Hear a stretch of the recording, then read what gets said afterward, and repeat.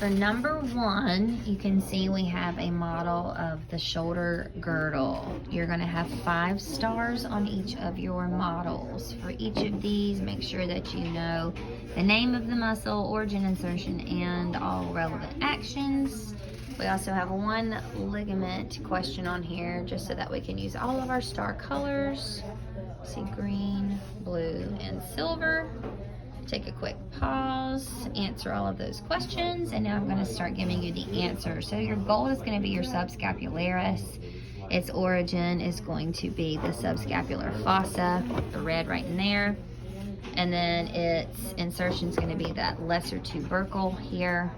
Actions as the rotator cuff, anterior portion is going to pull the head of the humerus into the glenoid cavity. Is also going to produce medial or internal rotation of the shoulder. That red there is going to be the acromioclavicular ligament. The green is going to be your supraspinatus, coming from the supraspinous fossa over here to the greater tubercle, the very top of that surface. It's going to pull the head of the humerus into the glenoid cavity and also abduct the shoulder. The blue is the infraspinatus, from the infraspinous process to the posterior aspect of the greater tubercle of the humerus. It's also going to pull the head of the humerus into the glenoid cavity and produce lateral or external shoulder rotation. This is going to be your teres minor. Remember that that is infraspinatus' little buddy. They do everything together.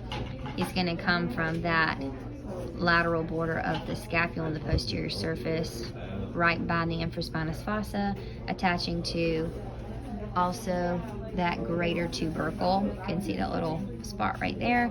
And he too is going to pull the head of the humerus into the glenoid cavity and externally or laterally rotate the shoulder. Remember too that both the infraspinatus and the teres minor also adduct the shoulder.